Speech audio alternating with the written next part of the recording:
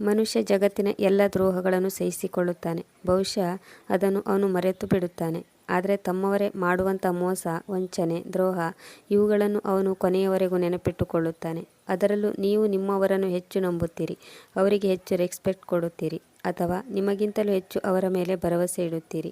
ಆದರೆ ಅವರು ನಿಮ್ಮ ಸ್ನೇಹ ಸಂಬಂಧವನ್ನು ಮುಂದಿಟ್ಟುಕೊಂಡು ನಿಮ್ಮನ್ನು ಬಳಸಿಕೊಳ್ಳುತ್ತಾರೆ, ನಿಮಗೆ ಮೋಸ ಮಾಡುತ್ತಾರೆ, ದ್ರೋಹವೆಸಗುತ್ತಾರೆ ಮತ್ತು ಕೊನೆಗೆ ಸತ್ಯ ಹೊರಗೆ ಬಂದಾಗ ನಿಮಗೆ ತುಂಬ ದುಃಖವಾಗುತ್ತದೆ ಮತ್ತು ಈ ದುಃಖ ಇಡೀ ಜೀವನ ಪೂರ್ತಿ ಇರುತ್ತದೆ. ನಾನು ಸಹ ನನ್ನ ಜೀವನದಲ್ಲಿ ನಮ್ಮವರಿಂದ ಇದೇ ರೀತಿಯಲ್ಲಿ ಮೋಸ ಹೋಗಿದ್ದೆ. ಅದು ನನಗೆ ನೆನಪಾದಾಗ ನನಗೆ ತುಂಬ ದುಃಖವಾಗುತ್ತದೆ. ಇಂದು ಮನೆಗೆ ಬಂದಾಗ ಮೊಟ್ಟಮೊದಲು ಅಮ್ಮನ ಬಳಿ ಹೋಗಿ ಆಶೀರ್ವಾದವನ್ನು ಪಡೆದುಕೊಂಡಿದ್ದೆ. ನನ್ನ ಒಂದು ಹವ್ಯಾಸವೇನೆಂದರೆ ನಾನು ಮನೆಗೆ ಬಂದಾಗ ಎಲ್ಲಕ್ಕೂ ಮೊದಲು ಅಮ್ಮನ ಬಳಿಗೆ ಹೋಗುತ್ತೇನೆ. ಅವರ ಕಾಲಿಗೆ ಬಿದ್ದು ಆಶೀರ್ವಾದವನ್ನು ಪಡೆದುಕೊಳ್ಳುತ್ತೇನೆ. ಅಮ್ಮ ನನ್ನನ್ನು ಪ್ರೀತಿಯಿಂದ ತನ್ನ ಬಳಿ ಕೂರಿಸಿಕೊಂಡರು. ನನ್ನ ಬಗ್ಗೆ, ನನ್ನ ಸೌಖ್ಯದ ಬಗ್ಗೆ ಕೇಳತೊಡಗಿದರು. ಮಾತು ಮಾತಿನಲ್ಲಿ ಮೊದಲೆಲ್ಲ ಹೇಳುವ ಹಾಗೆ ಅವಳು ನನಗೆ ಬುದ್ಧಿವಾದ ಹೇಳತೊಡಗಿದಳು. ನಿನ್ನ ಹೆಂಡತಿಗೆ ತೊಂದರೆ ಕೊಡಬೇಡ, ಬದಲಾಗಿ ಅವಳಿಗೆ ಹೆಚ್ಚು ಒತ್ತಾಯಿಸಬೇಡ. ಅವಳು ತುಂಬ ಮುಗ್ಧಳು, ಅವಳ ವಯಸ್ಸು ಇನ್ನೂ ಚಿಕ್ಕದು. ಅವಳಿಗೆ ಎಲ್ಲವನ್ನು ಅರ್ಥ ಮಾಡಿಕೊಳ್ಳಲು ಸ್ವಲ್ಪ ಸಮಯ ಬೇಕಾಗಬಹುದು. ಉಳಿದೆಲ್ಲವೂ ನಿನಗೆ ಗೊತ್ತು, ಏನು ಮಾಡಬೇಕೆಂದು ನೀನೇ ಎಲ್ಲ ತಿಳಿದುಕೊಂಡಿದ್ದೀಯಾ. ಈಗಲೇ ನೀನು ಅವಳೊಂದಿಗೆ ಸಂಬಂಧ ಬೆಳೆಸಿದರೆ ಅವಳು ಆ ನೋವನ್ನು ಸಹಿಸಿಕೊಳ್ಳಲು ಸಾಧ್ಯವಿಲ್ಲ. ನಾನು ಅಮ್ಮ ಹೇಳುವುದೆಲ್ಲವನ್ನು ತಲೆ ಬಗ್ಗಿಸಿ ಕೇಳುತ್ತಿದ್ದೆ. ಅಮ್ಮ ಪ್ರತಿದಿನ ಈ ರೀತಿ ಹೇಳುತ್ತಿರುವುದನ್ನು ಕೇಳಿ ನನಗೆ ತುಂಬ ನಾಚಿಕೆಯಾಗುತ್ತಿತ್ತು. ನಾನೊಬ್ಬ ನವತರುಣನಾಗಿದ್ದೆ, ನನಗೆಲ್ಲವೂ ಅರ್ಥವಾಗುತ್ತಿತ್ತು. ನನಗ್ಯಾಕೋ ಗೊತ್ತಿಲ್ಲ ಅಮ್ಮ ನನ್ನಿಂದ ಏನು ಬಯಸುತ್ತಿದ್ದಳೋ. ಕೊನೆಯವರೆಗೂ ನನಗೆ ಅದು ಅರ್ಥವಾಗಲೇ ಇಲ್ಲ. ಅವಳು ಮೊದಲೇ ನನ್ನ ಮದುವೆಯನ್ನು ಒಬ್ಬಳು ಚಿಕ್ಕ ಹುಡುಗಿಯೊಂದಿಗೆ ಮಾಡಿದಳು. ಅವಳ ಜೊತೆ ಮದುವೆ ಆದಾಗಿನಿಂದಲೂ ಅಮ್ಮ ಒಂದೇ ವಿಷಯವನ್ನು ನನ್ನ ಬಳಿ ಹೇಳುತ್ತಿದ್ದಳು. ನಿನ್ನ ಹೆಂಡತಿಯ ಬಳಿ ಮಾತ್ರ ಹೋಗಬೇಡ, ಅವಳಿಗೆ ಸ್ವಲ್ಪ ಸಮಯ ನೀಡು. ಅವಳು ಸಂಪೂರ್ಣವಾಗಿ ವಯಸ್ಸಿಗೆ ಬಂದ ಮೇಲೆ ಆನಂತರ ಅವಳೊಂದಿಗೆ ಮದುವೆ ಸಂಬಂಧವನ್ನು ಬೆಳೆಸಿಕೊ. ಅಂಥ ಸಂಬಂಧವನ್ನು ಬೆಳೆಸಲು ಅವಳು ಈಗ ಇನ್ನೂ ಚಿಕ್ಕವಳು ಎಂದು ಹೀಗೆ ಪ್ರತಿನಿತ್ಯ ನನಗೆ ಸಲಹೆ ನೀಡುತ್ತಿದ್ದಳು. ಅಮ್ಮನ ಮಾತು ನನಗೆ ತುಂಬ ವಿಚಿತ್ರವೆನಿಸುತ್ತಿತ್ತು.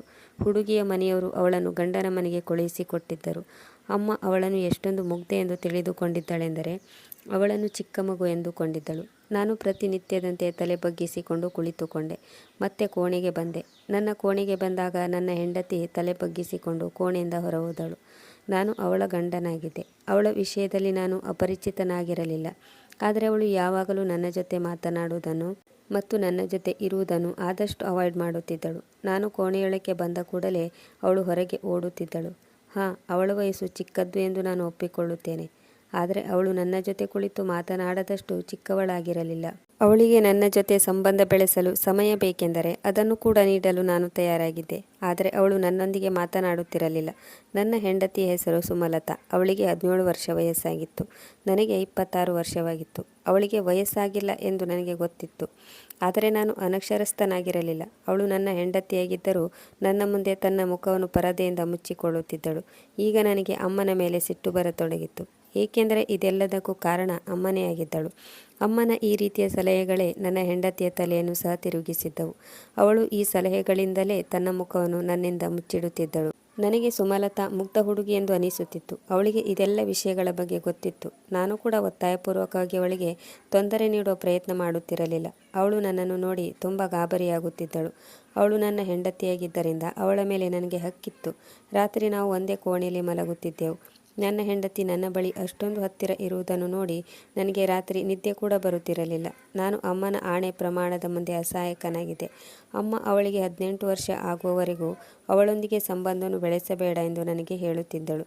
ಒಂದು ವೇಳೆ ನನ್ನ ಹೆಂಡತಿಯೊಂದಿಗೆ ನಾನು ಸಂಬಂಧವನ್ನು ಬೆಳೆಸಬಾರದೆಂದರೆ ಆ ಹುಡುಗಿಯ ಜೊತೆ ಏಕೆ ನನ್ನ ಮದುವೆ ಮಾಡಿದರು? ನನಗೊಂದು ಅರ್ಥವಾಗಲಿಲ್ಲ.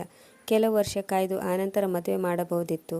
ಮದುವೆಯ ಪ್ರಥಮ ರಾತ್ರಿಯೆಂದು ಕೂಡ ಅಮ್ಮ ನನ್ನನ್ನು ತನ್ನ ಕೋಣೆಗೆ ಕರೆದು ಬುದ್ಧಿ ಹೇಳಿದ್ದು ನನಗೆ ನೆನಪಿದೆ. ನನ್ನ ಮದುವೆ ಅಮ್ಮನ ಆಸೆಯಂತೆ ನಡೆದಿದ್ದರೂ ಕೂಡ ಪ್ರಥಮ ರಾತ್ರಿಯೆಂದು ನಾನು ನನ್ನ ಹೆಂಡತಿಯಿಂದ ದೂರವೇ ಉಳಿಯಬೇಕಾಯಿತು. ಮದುವೆಯಾಗುವವರೆಗೆ ನಾನು ಎಷ್ಟೊಂದು ಸುಂದರವಾದ ಕನಸನ್ನು ಕಂಡಿದ್ದೆ. ಆದರೆ ನನ್ನ ಹೆಂಡತಿಯ ಸಾಂಗತ್ಯವನ್ನು ಬಯಸುವ ನನ್ನ ಆಸೆ ಕೊನೆಗೂ ಈಡೇರಲಿಲ್ಲ. ಅಮ್ಮ ನನ್ನ ಎಲ್ಲ ಆಸೆಗಳಿಗೆ ತಣ್ಣೀರು ಎರಚಿದರು. ನಾನು ಚಿಂತೆ ಮಾಡಿಕೊಂಡಿರುವುದನ್ನು ನೋಡಿ ಅಮ್ಮ ಮತ್ತೆ ಹೇಳಿದರು, ವಿಕಾಸ್, ಚಿಂತೆ ಮಾಡಬೇಡ. ಕೆಲವೇ ದಿನಗಳ ಮಾತು. ಅವಳು ಸಂಪೂರ್ಣವಾಗಿ ಈ ಸಂಬಂಧವನ್ನು ತಿಳಿದುಕೊಂಡ ನಂತರ ಮತ್ತು ದೊಡ್ಡವಳಾದ ಮೇಲೆ ನೀನು ಮದುವೆ ಸಂಬಂಧವನ್ನು ಬೆಳೆಸಬಹುದು. ಏನಾದರೂ ಹೆಚ್ಚು ಕಮ್ಮಿಯಾದರೆ ನಾವು ಜನರಿಗೆ ಹೇಗೆ ಮುಖ ತೋರಿಸುವುದು? ಅಮ್ಮನ ಈ ರೀತಿಯ ಮಾತುಗಳು ನನಗೆ ವಿಚಿತ್ರವೆನಿಸುತ್ತಿದ್ದವು.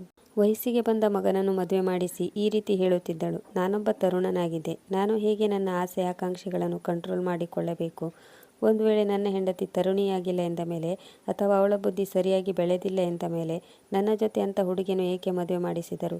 ಈ ಪ್ರಪಂಚದಲ್ಲಿ ಹುಡುಗಿಯರಿಗೇನು ಕೊರತೆ ಇರಲಿಲ್ಲ. ನನಗೆ ತುಂಬ ಸಿಟ್ಟು ಬಂದಿತ್ತು. ನನ್ನ ಹೆಂಡತಿ ದೊಡ್ಡವಳಾಗುವವರೆಗೆ ಕಾಯಬೇಕು ಎಂದು ಹೇಳುವ ಅಮ್ಮನ ಮಾತನ್ನು ಅರ್ಥ ಮಾಡಿಕೊಳ್ಳಲಾರದಷ್ಟು ಚಿಕ್ಕ ಹುಡುಗನಾಗಿರಲಿಲ್ಲ. ಅಮ್ಮ ತಲೆ ತಗ್ಗಿಸಿ ಹೇಳಿದಳು, ಇದು ನನ್ನ ಅಸಹಾಯಕತೆ. ನಾನು ಬೇಗ ಬೇಗ ಮದುವೆ ಮಾಡಿಸಬೇಕಾಯಿತು. ಈ ಹುಡುಗಿ ತುಂಬ ಸುಂದರವಾಗಿದ್ದಾಳೆ ಮತ್ತು ಇವಳು ತುಂಬ ಮುಗ್ಧೆ. ಇವಳೊಬ್ಬಳು ಅನಾಥೆಯಾಗಿದ್ದಳು. ಇವಳ ಅಣ್ಣ ಆದಷ್ಟು ಬೇಗ ಇವಳನ್ನು ಮನೆಯಿಂದ ಸಾಗಿಸುವ ಪ್ರಯತ್ನ ನಡೆಸಿದ್ದನು. ಇವಳಿಗಾಗಿ ಒಬ್ಬ ಮದುವೆಯಾದ ಮುದುಕನ ಸಂಬಂಧವನ್ನು ಹುಡುಕುತ್ತಿದ್ದನು. ಅವಳು ನನ್ನ ಗೆಳತಿಯ ಮಗಳಾಗಿದ್ದಳು. ಅವಳ ಜೀವನ ಹೀಗೆ ಹಾಳಾಗುವುದನ್ನು ನನ್ನಿಂದ ನೋಡಲಾಗಲಿಲ್ಲ. ಒಂದು ವೇಳೆ ನಾನು ಇವಳ ಮದುವೆಯನ್ನು ನಿನ್ನ ಜೊತೆ ಮಾಡದಿದ್ದರೆ ಅವಳನ್ನು ಯಾವ ಮೂಲೆಗೆ ಕಳಿಸುತ್ತಿದ್ದನು? ಇವಳ ಜೀವನವನ್ನು ರಕ್ಷಿಸಲು ನಾನು ನಿನ್ನ ಮದುವೆಯನ್ನು ಇವಳೊಂದಿಗೆ ಮಾಡಿಸಿದೆ. ಈ ಸತ್ಯವನ್ನು ಕೇಳಿ ನಾನು ಸುಮ್ಮನಾದೆ. ಆಗ ಅಮ್ಮ ಮತ್ತೆ ಹೇಳಿದಳು, ನೀನು ನನ್ನ ಮಾತನ್ನು ಒಪ್ಪಿಕೊಳ್ಳುತ್ತೀಯ ಎಂದು ನನಗೆ ಭರವಸೆ ಇದೆ. ನಿನ್ನ ಹೆಂಡತಿಗೆ ಏನನ್ನೂ ಹೇಳಬೇಡ. ಹುಡುಗಿ ತುಂಬ ಹೆದರಿಕೊಂಡಿದ್ದಾಳೆ. ಅಮ್ಮನ ಈ ಮಾತಿಗೆ ನನಗೆ ತುಂಬ ಸಿಟ್ಟು ಬಂತು. ಆದರೂ ನಾನು ಸಹಿಸಿಕೊಂಡೆ. ನಾನು ಚಿಕ್ಕ ಮಗುವನ್ನು ಮದುವೆ ಮಾಡಿಕೊಂಡು ಬಂದಿದ್ದೀನೇನೋ ಎಂದು ನನಗೀಗ ಅನಿಸತೊಡಗಿತ್ತು. ಆದರೆ ಕೋಣೆಗೆ ಹೋಗಿ ನನ್ನ ಹೆಂಡತಿಯನ್ನು ನೋಡಿದಾಗ ನನಗೆ ತುಂಬ ಆಶ್ಚರ್ಯವಾಯಿತು. ಅವಳಿಗೆ ವಯಸ್ಸು ಕಡಿಮೆ ಇದ್ದರೂ ಅವಳು ತುಂಬ ದೊಡ್ಡ ತರುಣಿಯಾಗಿದ್ದಳು. ಅವಳ ಸೌಂದರ್ಯ ಮತ್ತು ನಾಜೂಕುತನ ನನ್ನನ್ನು ಅವಳ ಕಡೆಗೆ ಇನ್ನೂ ಆಕರ್ಷಿಸಿತ್ತು. ಅವಳನ್ನು ನೋಡಿ ನನ್ನ ಹೃದಯ ಖುಷಿಯಿಂದ ಕುಣಿದಾಡಿತು. ನಾನು ಅಮ್ಮನ ಸಲಹೆ ಮೇರೆಗೆ ಸ್ವತಃ ನನ್ನನ್ನು ಕಂಟ್ರೋಲ್ ಮಾಡಿಕೊಂಡಿದ್ದೆ. ಇಲ್ಲದೆ ಹೋದರೆ ಸುಮಲತಾಳ ಸೌಂದರ್ಯ ನನ್ನನ್ನು ಹುಚ್ಚನನ್ನಾಗಿ ಮಾಡಿತ್ತು. ನಾನು ಅವಳ ಬಳಿ ಕುಳಿತುಕೊಂಡೆ. ಅವಳು ತುಂಬ ಹೆದರಿದ್ದಳು. ಇದು ಸತ್ಯವಾಗಿತ್ತು. ಆಗ ನಾನು ಹೇಳಿದೆ, ನೀನು ಚಿಂತೆ ಮಾಡಬೇಡ. ನಾನು ನಿನಗೆ ಯಾವುದೇ ತೊಂದರೆ ಮಾಡುವುದಿಲ್ಲ. ನನ್ನನ್ನು ನೋಡಿ ನೀನು ಹೆದರಿಕೊಳ್ಳಬೇಡ ಎಂದು ನಾನು ಅವಳ ಕೈಯನ್ನು ಹಿಡಿದುಕೊಂಡೆ. ಅವಳ ಕೈಗಳು ತುಂಬ ತಂಪಾದವು ಮತ್ತು ಕಂಪಿಸುತ್ತಿದ್ದವು. ಅವಳ ಕಣ್ಣಿಂದ ಕಣ್ಣೀರು ಜಾರುತ್ತಿತ್ತು. ಅವಳ ಗುಲಾಬಿ ಬಣ್ಣ ಹೆದರಿಕೆಯಿಂದ ಇನ್ನೂ ಕೆಂಪಾಗಿತ್ತು. ನಾನು ನಿನಗೆ ಏನು ತೊಂದರೆ ನೀಡುವುದಿಲ್ಲ ಎಂದು ಸಮಾಧಾನಪಡಿಸಿದೆ. ಆದರೂ ಅವಳು ತುಂಬ ಹೆದರುತ್ತಿದ್ದಳು. ಅವಳು ಇಷ್ಟೇಕೆ ಹೆದರುತ್ತಿದ್ದಾಳೆ ಎಂದು ನನಗೆ ಆಶ್ಚರ್ಯವಾಯಿತು. ಅವಳ ಕಣ್ಣಿನಲ್ಲಿ ಹೆದರಿಕೆ ಇತ್ತು. ನಾನೇನು ಅಷ್ಟೊಂದು ದುಷ್ಟನಾಗಿರಲಿಲ್ಲ. ಅವಳು ಸುಂದರವಾಗಿದ್ದಳೆಂದರೆ ನಾನು ಕೂಡ ತುಂಬ ಸುಂದರವಾಗಿದ್ದೆ. ನನಗೇನು ತುಂಬ ವಯಸ್ಸಾಗಿರಲಿಲ್ಲ. ಅವಳು ಈ ರೀತಿ ಇರಲು ಕಾರಣವೇನೋ ಗೊತ್ತಿಲ್ಲ. ನನಗೆ ನೌಕರಿ ಕೂಡ ದೊರೆತಿತ್ತು. ಅರ್ಜೆಂಟಾಗಿ ಅಮ್ಮ ನನ್ನ ಮದುವೆ ಕೂಡ ಮಾಡಿದ್ದರು. ಆಕಸ್ಮಿಕವಾಗಿ ನಡೆದ ಈ ಮದುವೆಯನ್ನು ನಾನು ಮೊದಲು ಬೇಡವೆಂದೇ ಹೇಳಿದ್ದೆ. ಏಕೆಂದರೆ ನನ್ನ ಚಿಕ್ಕ ತಮ್ಮ ಇನ್ನೂ ಅಮೆರಿಕದಲ್ಲಿ ಓದುತ್ತಿದ್ದ. ನನಗೆ ಎಷ್ಟೊಂದು ಅಚ್ಚರಿಯಾಯಿತೆಂದರೆ ಅಮ್ಮ ತಮ್ಮನ ಬರುವಿಕೆಗೂ ಕಾಯಲಿಲ್ಲ. ಆ ದಿನಗಳಲ್ಲಿ ಅವನಿಗೆ ಎಕ್ಸಾಮ್ ನಡೆಯುತ್ತಿತ್ತು. ಈ ಸಂದರ್ಭದಲ್ಲಿ ಇಲ್ಲಿ ನನ್ನ ಮದುವೆ ತಯಾರಿ ಜೋರಾಗಿ ನಡೆದಿತ್ತು. ನನ್ನ ತಮ್ಮನಿಗೆ ಫೋನ್ ಮಾಡಿ ಕ್ಷಮೆಯನ್ನು ಕೂಡ ಕೇಳಿದ್ದೆ. ಅವನು ತುಂಬ ನೆಮ್ಮದಿಯಿಂದ ಹೇಳಿದನು, ಏನೂ ತೊಂದರೆ ಇಲ್ಲ ಅಣ್ಣ, ನನಗೆ ಎಲ್ಲ ಗೊತ್ತು. ನಾನು ಕೂಡ ಅಸಹಾಯಕನಾಗಿದ್ದೇನೆ. ಆದ್ದರಿಂದ ನನಗೆ ಮದುವೆಗೆ ಬರಲು ಸಾಧ್ಯವಿಲ್ಲ. ನಿನ್ನ ಮದುವೆಯನ್ನು ಎಂಜಾಯ್ ಮಾಡು. ಈ ಇಡೀ ತಿಂಗಳು ನಾನು ತುಂಬ ಬ್ಯುಸಿಯಾಗಿದ್ದೇನೆ. ನೀವು ಮದುವೆ ಮಾಡಿಕೊಂಡು ನಿಮ್ಮ ಜೀವನವನ್ನು ಎಂಜಾಯ್ ಮಾಡಿ. ನನ್ನ ಬರುವಿಕೆಗಾಗಿ ಕಾಯಬೇಡಿ. ತಮ್ಮ ತಂಗಿಯರು ನನ್ನ ಹತ್ತಿರ ಇಲ್ಲದಿದ್ದರೂ ನಾನು ಅವರನ್ನು ತುಂಬ ಪ್ರೀತಿಸುತ್ತಿದ್ದೆ. ಮದುವೆ ಸಂದರ್ಭದಲ್ಲಿ ತಮ್ಮ ಇಲ್ಲವೆಂದು ತುಂಬ ಮಿಸ್ ಮಾಡಿಕೊಂಡಿದ್ದೆ. ಆದರೆ ತಮ್ಮನಿಗೆ ಯಾವುದೇ ವ್ಯತ್ಯಾಸವಾಗಿರಲಿಲ್ಲ. ಮದುವೆ ಆರಾಮಾಗಿ ಆಯಿತು. ನನಗೂ ಕೂಡ ಯಾವುದೇ ಸಮಸ್ಯೆ ಆಗಲಿಲ್ಲ. ಆದರೆ ಅಮ್ಮನ ವ್ಯವಹಾರ ಮತ್ತು ನನ್ನ ಹೆಂಡತಿ ನನ್ನಿಂದ ದೂರ ಓಡಿ ಹೋಗುವುದು ಮತ್ತು ಅಮ್ಮನ ಸಲಹೆಗಳು ನನ್ನನ್ನು ಕಂಗಾಲು ಮಾಡಿದವು. ಅಮ್ಮ ನನ್ನ ಹೆಂಡತಿಯ ಎಲ್ಲ ಅವಶ್ಯಕತೆಗಳನ್ನು ಪೂರೈಸಲು ಹೇಳುತ್ತಿದ್ದಳು. ಅವಳು ಚಿಕ್ಕವಳು, ಮಗು ಎಂದೆಲ್ಲ ಹೇಳಿ ಅವಳ ಬಳಿ ಮಾತ್ರ ಹೋಗಬೇಡ ಎನ್ನುತ್ತಿದ್ದಳು. ನಾನು ನನ್ನ ಹೆಂಡತಿಯ ಸೌಂದರ್ಯವನ್ನು ನೋಡಿ ಕಣ್ತುಂಬಿಸಿಕೊಂಡರೂ ಪ್ರತಿ ಬಾರಿಯೂ ಅಮ್ಮನ ಬುದ್ಧಿವಾದವೇ ನೆನಪಿಗೆ ಬರುತ್ತಿತ್ತು. ನನ್ನ ಹೆಂಡತಿ ಬೆಡ್ ಮೇಲೆ ನನ್ನ ಬಳಿ ಮಲಗಿದ್ದರೂ ನಾನು ಅವಳಿಂದ ದೂರ ಮಲಗಿಕೊಂಡು ಇಡೀ ರಾತ್ರಿ ನನಗೆ ನಿದ್ದೆ ಬರುತ್ತಿರಲಿಲ್ಲ. ಎಲ್ಲವನ್ನು ಮರೆತು ಸುಮಲತಾಳನ್ನು ನನ್ನ ಬಾಹುಗಳಲ್ಲಿ ಬಳಸಿಕೊಳ್ಳಬೇಕೆಂದುಕೊಳ್ಳುತ್ತಿದ್ದೆ. ಆದರೂ ನಾನು ಅಮ್ಮನ ಮಾತುಗಳನ್ನು ಧಿಕ್ಕರಿಸಲು ಸಿದ್ಧವಿರಲಿಲ್ಲ. ಒಂದು ವೇಳೆ ಅವರಿಗೆ ತಿಳಿದರೆ ಅವರ ಮುಂದೆ ನನ್ನ ಮರ್ಯಾದೆ ಏನಾಗೋದು? ಇದನ್ನೆಲ್ಲ ಯೋಚಿಸಿ ನಾನೇ ನನ್ನನ್ನು ತಡೆದುಕೊಳ್ಳುತ್ತಿದ್ದೆ. ಅದರಿಂದ ಕಷ್ಟವಾದರೂ ನನ್ನ ಹೆಂಡತಿಯಿಂದ ದೂರವೇ ಇರುತ್ತಿದ್ದೆ. ಆಫೀಸ್ನಲ್ಲೂ ಕೂಡ ನನಗೆ ಕೆಲಸ ಮಾಡಲು ಸಾಧ್ಯವಾಗುತ್ತಿರಲಿಲ್ಲ. ಜೀವನದಲ್ಲಿ ನಾನು ಶಾಂತಿಯಿಂದ ಇರಲು ಬಯಸಿದ್ದೆ. ನಾನು ದಣಿದು ಮನೆಗೆ ಬಂದಾಗ ನನ್ನ ಹೆಂಡತಿ ನನ್ನನ್ನು ಸ್ವಾಗತಿಸಲಿ ಎಂದು ಬಯಸುತ್ತಿದ್ದೆ. ಅವಳನ್ನು ಒಮ್ಮೆ ತಬ್ಬಿಕೊಂಡು ನನ್ನ ಆಯಾಸವನ್ನೆಲ್ಲ ಪರಿಹರಿಸಿಕೊಳ್ಳಬೇಕು ಎಂದುಕೊಳ್ಳುತ್ತಿದ್ದೆ. ಅವಳು ಎಲ್ಲಾದರೂ ಹೋಗಲು ಅಲಂಕಾರ ಮಾಡಿಕೊಂಡರೆ ಅವಳನ್ನು ಹೊಗಳಬೇಕು, ಅವಳಿಗಾಗಿ ಬಳೆಗಳನ್ನು ಕೊಡಿಸಬೇಕು, ಅವಳಿಗೆ ಆಭರಣಗಳನ್ನು ಕೊಡಿಸಬೇಕು ಮತ್ತು ಅವಳ ಎಲ್ಲ ಆಸೆಗಳನ್ನು ಪ್ರೀತಿಯಿಂದ ಈಡೇರಿಸಬೇಕು ಎಂದುಕೊಳ್ಳುತ್ತಿದ್ದೆ. ಒಂದು ವೇಳೆ ನಾನು ಅಪ್ಪಿತಪ್ಪಿ ಯಾವತ್ತಾದರೂ ಅವಳಿಗಾಗಿ ಗಿಫ್ಟನ್ನು ತಂದರೆ ಅಥವಾ ಅವಳ ಸೌಂದರ್ಯವನ್ನು ಹೊಗಳಿದರೆ ನಾನು ದೊಡ್ಡ ಪಾಪವನ್ನು ಮಾಡಿದಂತೆ ಅವಳು ಗಾಬರಿಗೊಳ್ಳುತ್ತಿದ್ದಳು. ಅವಳ ಮುಖದ ಮೇಲೆ ಭಯ ಎದ್ದು ಕಾಣುತ್ತಿತ್ತು ಮತ್ತು ತಕ್ಷಣ ಅಲ್ಲಿಂದ ಎದ್ದು ಹೊರಟು ಹೋಗುತ್ತಿದ್ದಳು. ಇವಳು ನನಗೆ ನನ್ನ ಪ್ರಾರಬ್ಧ ಎಂದು ಅನ್ನಿಸುತ್ತಿತ್ತು. ಕೊನೆಗೆ ನಾನು ಸೋತು ಅವಳನ್ನು ಅವಳಷ್ಟಕ್ಕೆ ಇರಲು ಬಿಟ್ಟೆ. ನನಗೆ ಇದೆಲ್ಲವೂ ತುಂಬ ಕಷ್ಟವಾಗಿತ್ತು. ಸುಮಲತಾ ಎಂಥ ಹುಡುಗಿ ಆಗಿದ್ದಳೆಂದರೆ ಅವಳನ್ನು ನೋಡಿದರೆ ಪ್ರಾಯಕ್ಕೆ ಬಂದ ಹುಡುಗರ ಎದೆ ಬಡಿದುಕೊಳ್ಳುತ್ತಿತ್ತು. ಸುಮಲತಾ ಎಲ್ಲಾದರೂ ಫಂಕ್ಷನ್ಗೆ ಹೋಗಲು ರೆಡಿಯಾದರೆ ನಾನು ಅವಳ ಸೌಂದರ್ಯವನ್ನು ಎವೆಯಿಕ್ಕದೆ ನೋಡುತ್ತಿದ್ದೆ. ಇದನ್ನು ನೋಡಿ ಅಮ್ಮ, ವಿಕಾಸ್ ಇದೆಂಥ ಹುಡುಗಾಟ, ನಾನು ಹೇಳಿದ್ದು ಮರೆತು ಹೋಯ್ತಾ ಎಂದಾಗ ನಾನು ನಾಚಿಕೆಯಿಂದ ತಲೆ ಬಗ್ಗಿಸಿಕೊಂಡು ಹಿಂತಿರುಗಿ ಬರುತ್ತಿದ್ದೆ ಮತ್ತು ಅವಳಿಗೆ ಕೇಳುತ್ತಿದ್ದೆ, ಒಂದು ವೇಳೆ ಅವಳಿಂದ ನಾನು ದೂರ ಇರಬೇಕು ಎಂದು ನೀವು ಅಂದುಕೊಂಡರೆ ನನ್ನ ಮದುವೆ ಏಕೆ ಮಾಡಿದ್ರಿ? ಅವಳನ್ನು ನನ್ನ ಕೋಣೆಯಲ್ಲಿ ಮಲಗಿಸಬೇಡಿ, ಅವಳನ್ನು ಬೇರೆ ರೂಮ್ನಲ್ಲಿ ಮಲಗಿಸಿ. ನನಗೆ ನನ್ನ ಮೇಲೆ ಕಂಟ್ರೋಲ್ ಮಾಡಿಕೊಳ್ಳಲು ತುಂಬ ಕಷ್ಟವಾಗುತ್ತದೆ ಎಂದೆ. ನಾನು ಆಫೀಸ್ನಿಂದ ಮನೆಗೆ ಬಂದಾಗ ಅವಳು ಕಿಚನ್ನಲ್ಲಿ ಇರುತ್ತಿದ್ದಳು. ನಾನು ಊಟ ಮಾಡಿ ಕುಳಿತುಕೊಂಡಾಗ ಅವಳು ಬರುತ್ತಿರಲಿಲ್ಲ. ನಾನು ಗಂಟೆಗಳವರೆಗೂ ಅವಳಿಗಾಗಿ ಕಾಯುತ್ತಾ ಮಲಗಿಕೊಂಡಾಗ ಅವಳು ಕದ್ದು ಮುಚ್ಚಿ ನನ್ನ ಬದಿ ಬಂದು ಮೂಲೆಯಲ್ಲಿ ಬಂದು ಮಲಗುತ್ತಿದ್ದಳು. ಇದೇ ರೀತಿಯಲ್ಲಿ ಜೀವನ ಬೋರಾಗಿ ನಡೆಯುತ್ತಿತ್ತು. ಒಮ್ಮೆ ನನಗೆ ಕಂಟ್ರೋಲ್ ಮಾಡಿಕೊಳ್ಳಲು ಸಾಧ್ಯವಾಗಲಿಲ್ಲ. ನಿದ್ದೆಯಲ್ಲಿ ನಾನು ನನ್ನ ಕೈಯನ್ನು ಅವಳ ಎದೆಯ ಮೇಲಿಟ್ಟೆ. ಆಗ ನನ್ನಲ್ಲಿ ನನ್ನ ಆಸೆಗಳೆಲ್ಲವೂ ಜ್ವಾಲೆಯಂತೆ ಹತ್ತಿಕೊಂಡಿತ್ತು. ಆಕಸ್ಮಿಕವಾಗಿ ನಾನು ಅವಳನ್ನು ಎಳೆದು ಅಪ್ಪಿಕೊಂಡೆ. ನನ್ನ ಈ ಹುಚ್ಚಾಟದಿಂದ ಅವಳು ಗಡಿಬಿಡಿಯಿಂದ ಎದ್ದು ಚೀರಾಡಿದಳು. ಅವಳು ಕೂಗಾಡುತ್ತಿರುವುದನ್ನು ನೋಡಿ ಅಮ್ಮನೂ ಸಹ ನನ್ನ ಕೋಣೆಗೆ ಬಂದಳು ಮತ್ತು ಹೇಳಿದಳು, ನಿನಗೆ ನಾಚಿಕೆ ಆಗುವುದಿಲ್ಲವೇ? ನಾನು ನಿನಗೆ ಎಷ್ಟು ಬಾರಿ ತಿಳಿಸಿ ಹೇಳಬೇಕು? ಅವಳು ಇನ್ನೂ ಚಿಕ್ಕವಳು, ಅವಳಿಗೆ ಸ್ವಲ್ಪ ಸಮಯ ನೀಡು ಎಂದು. ನಿನ್ನ ಕಂಟ್ರೋಲ್ನಲ್ಲಿ ನೀನು ಇರಲು ಆಗುವುದಿಲ್ಲವೇ? ಈ ಬಾರಿ ನನಗೂ ಕೂಡ ಕೋಪ ಬಂತು. ಅಮ್ಮ, ನಾನು ಮತ್ತು ಸುಮಲತಾ ಒಂದುಗೂಡಬಾರದೆಂದು ಅಂದುಕೊಂಡಿದ್ದರೆ ನೀವು ನನ್ನ ಮದುವೆಯನ್ನು ಏಕೆ ಮಾಡಿದ್ರಿ? ತನ್ನ ಹೆಂಡತಿಯ ಜೊತೆ ಇರುವುದು ಒಬ್ಬ ಗಂಡನ ದೊಡ್ಡ ಆಸೆಯಾಗಿರುತ್ತೆ. ನಾನು ಯಾವುದೇ ತಪ್ಪು ಮಾಡಿಲ್ಲ. ಗಂಡ ಹೆಂಡತಿಯರ ನಡುವೆ ಈ ರೀತಿ ಮೂಗು ತೋರಿಸುವುದು ತಪ್ಪೆಂದು ಅಮ್ಮನಿಗೆ ಏಕೆ ಅರ್ಥವಾಗುತ್ತಿಲ್ಲ? ಆ ದಿನ ನಾನು ಸಿಟ್ಟಿನಿಂದ ಟೆರೆಸ್ಗೆ ಹೋದೆ. ಅಮ್ಮ ಆ ದಿನ ಸುಮಲತಾಳೊಂದಿಗೆ ಮಲಗಿದ್ದಳು.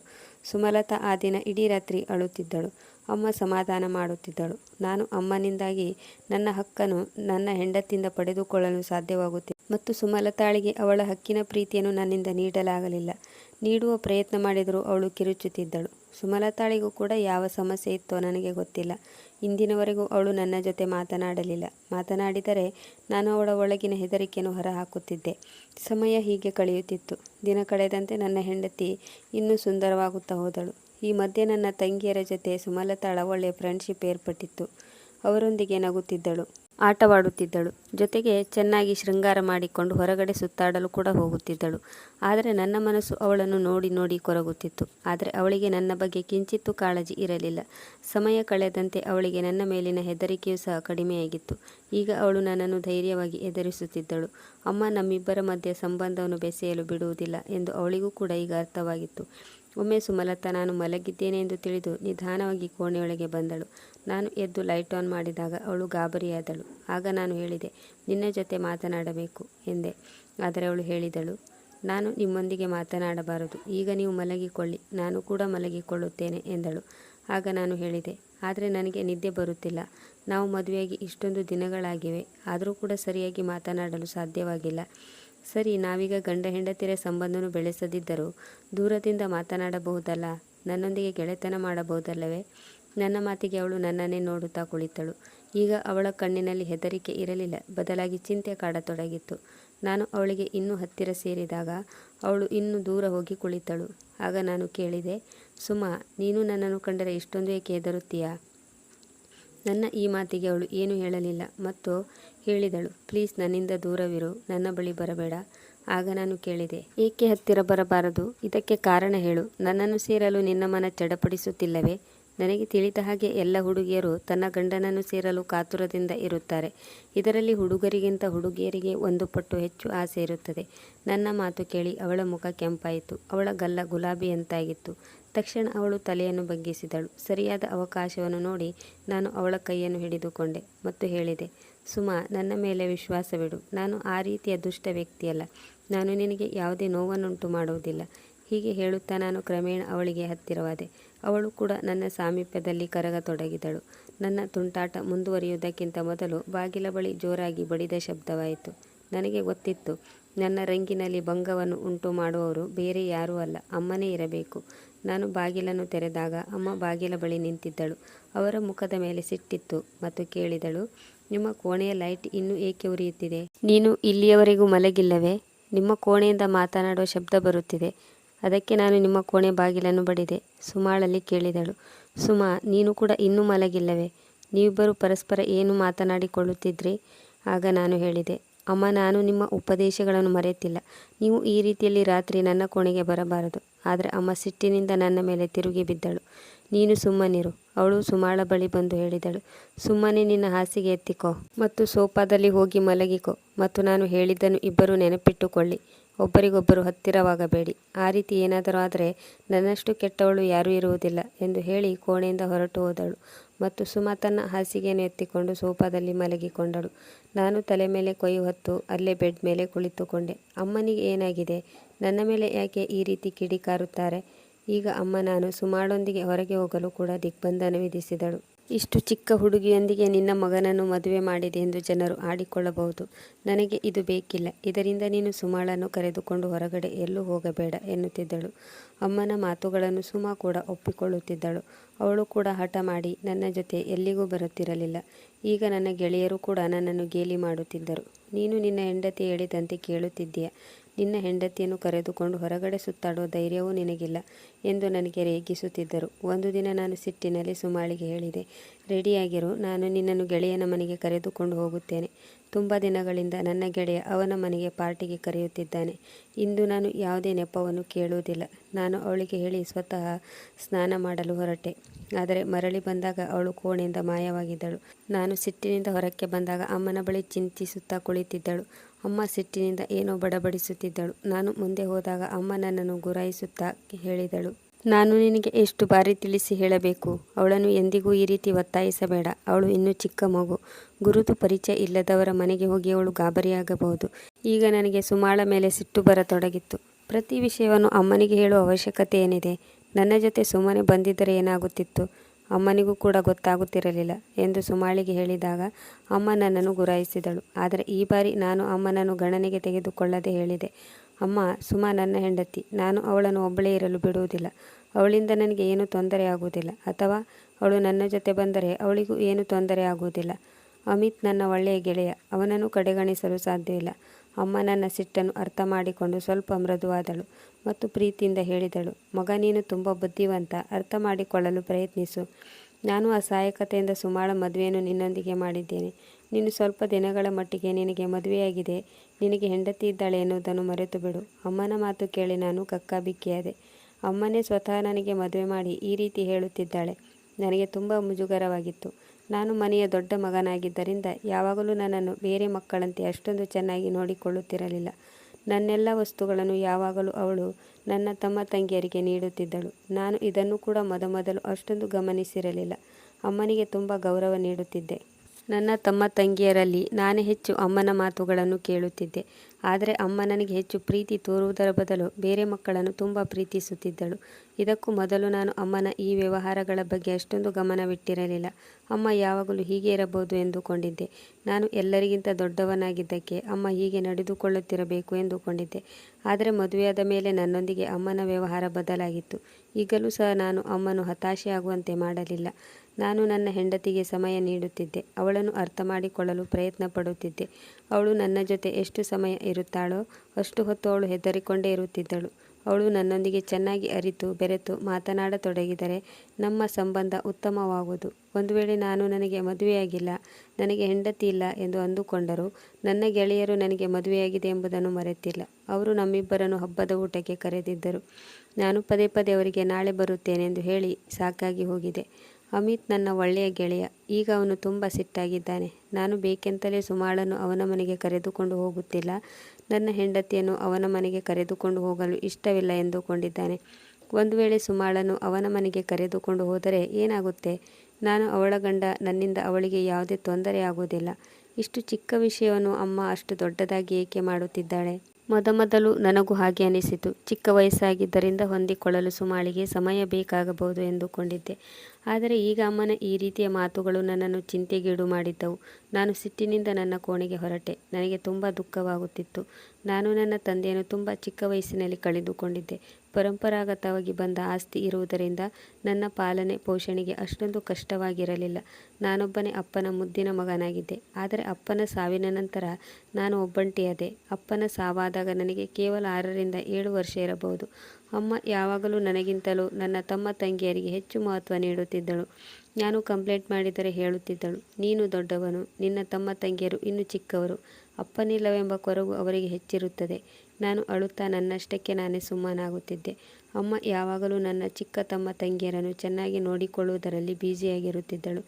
ಆದರೆ ನಾನು ದೊಡ್ಡವನಾಗುತ್ತಾ ಹೋದಂತೆ ಅಮ್ಮ ಉದ್ದೇಶಪೂರ್ವಕವಾಗಿ ಈ ರೀತಿ ಮಾಡುತ್ತಿದ್ದಾಳೆಂದು ನನಗೆ ಅನಿಸಿತು. ನನ್ನ ಮೈ ಬಣ್ಣ ಬೂದು ಬಣ್ಣವಾಗಿತ್ತು. ಅಪ್ಪನೂ ಸಹ ಬೂದು ಬಣ್ಣವನ್ನು ಹೊಂದಿದ್ದರು. ಅಮ್ಮ ಬೆಳ್ಳಗಿದ್ದರು. ಅಮ್ಮನಂತೆ ತಮ್ಮ ತಂಗಿಯರು ಸಹ ಬೆಳ್ಳಗಿದ್ದರು. ನಾನು ತುಂಬ ಸುಂದರವಾಗಿದ್ದೆ. ಆದರೆ ನನ್ನ ತಮ್ಮ ತಂಗಿಯರ ಮುಂದೆ ನನ್ನ ಮೈ ಬಣ್ಣ ಸ್ವಲ್ಪ ಕಡಿಮೆಯೇ ಇತ್ತು. ಈ ಹೀನ ಭಾವದಿಂದಲೇ ನಾನು ನನ್ನೊಳಗೆ ಬಂದಿಯಾಗುತ್ತಾ ಸಾಗಿದೆ.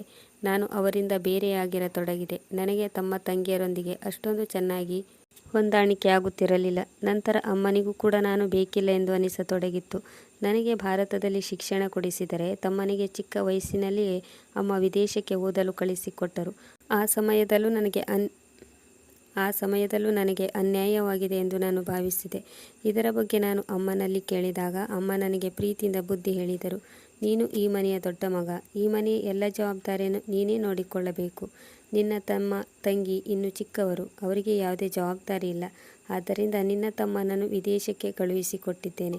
ನಾನು ಕೂಡ ಇದನ್ನೇ ಯೋಚಿಸಿ ಸುಮ್ಮನಾದೆ. ಆದರೆ ಅಮ್ಮನ ವ್ಯವಹಾರ ದಿನ ಕಳೆದಂತೆ ವಿಚಿತ್ರವಾಗತೊಡಗಿತು.